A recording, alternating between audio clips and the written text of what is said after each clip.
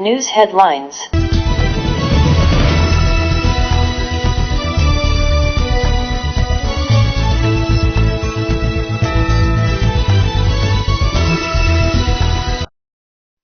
Okay, let's go. This message is for Mr. Nnamdi Kanu, the head of IPOB.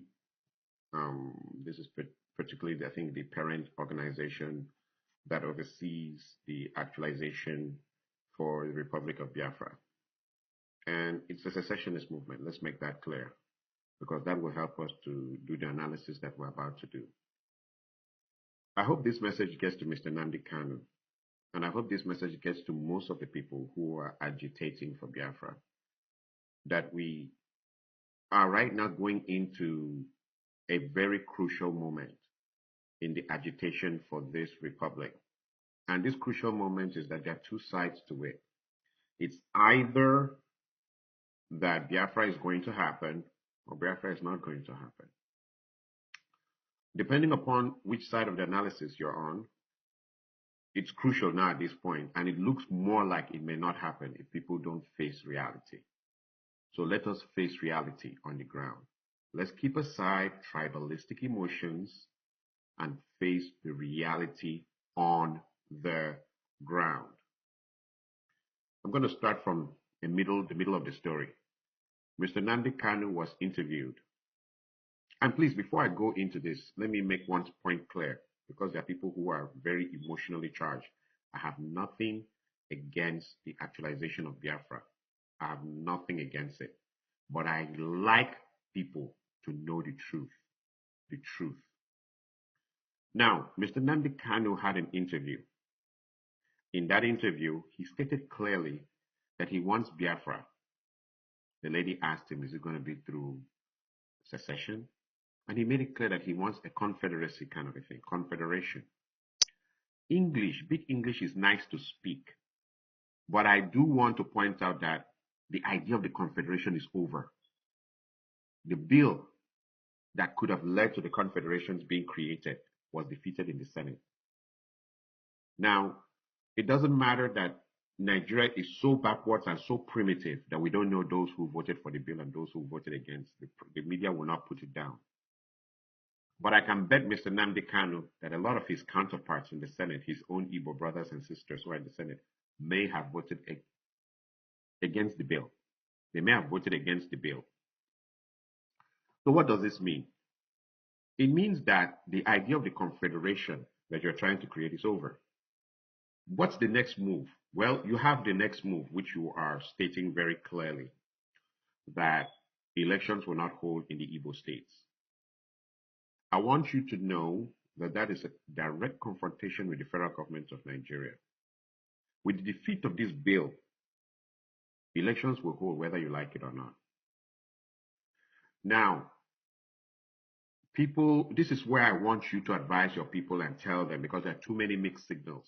People are saying, they say we shall boycott the elections. Others are saying there will be no elections. Stand clear. Stand clear. Do not be comfortable wearing that chieftaincy and holding that fan and doing whatever you do in confusion. Tell the people clearly, are they to boycott the elections or are they going to disrupt the elections? If they disrupt the elections, it will be the beginning of armed conflict in Nigeria. I can promise you that. Tell the people the truth, that they will not disrupt the elections and things will just remain calm. And things will just, people will go and drink their coke and chew their goat's meat. No, it's going to be the beginning of armed conflict. Tell your followers to look at their wives, to look at their children, to look at their girlfriends, to look at everything they hold dear. And if they have looked at all these things and still decide that they're going for armed conflict, then you're good. But if they are living in a la-la land, fantasy land, where they think that after they disrupt the elections, things will just be like that, it's a lie. If they boycott the elections, the Nigerian government will declare that elections were held. Results will come forward, and people will be sworn into power, and that will be the end of your movement. If you disrupt the elections, there will be armed conflict, and that will be the beginning, really, of your movement. Now it's just people chasing you, you're driving in a motorcade, all the way from Britain. You've now come to Nigeria. You're driving this. You're doing all these things. I have nothing against it, but tell the people what really this entails. Armed conflict is not shipping in guns secretly, little pop, pop, pop guns. Armed conflict is sophistication. Because if the Nigerian Air Force is deployed on you guys, the Air Force alone, from the air, do you guys have the anti-aircraft guns ready to shoot down those planes? Do you guys have tanks, anti-tank weaponry ready? What do you guys have ready for the armed conflict? Which I think is inevitable because I've looked at the whole thing. Analyze it the way don't tell the people lies. Analyze it the way I'm analyzing it, and you will see this thing is leading to armed conflict. Are you ready? If you are, I rest my case, and I really don't have anything much to say. But if you're leading those people to leave their gari they were selling in the market or leave the things they're doing to just follow you and stand there and they're unarmed, then you're leading them all to the slaughter. Do not be like Napoleon,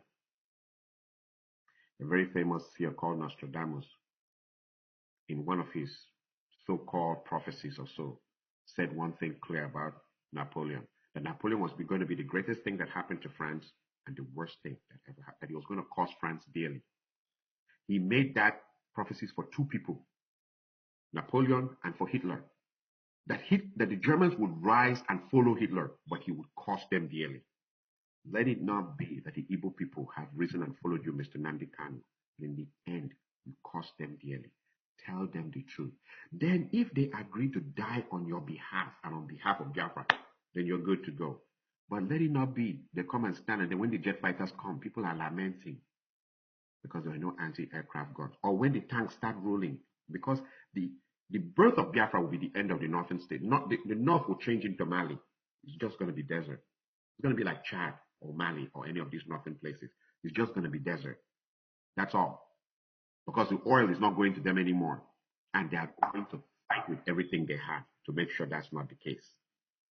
Make sure your people are ready. Don't lead them to the slaughter. Do not do that to them. Make sure they're ready. I hope this message gets to you.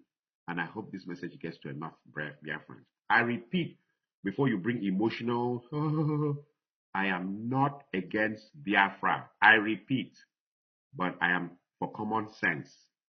It's leading to armed conflict. Are you guys ready? Thank you.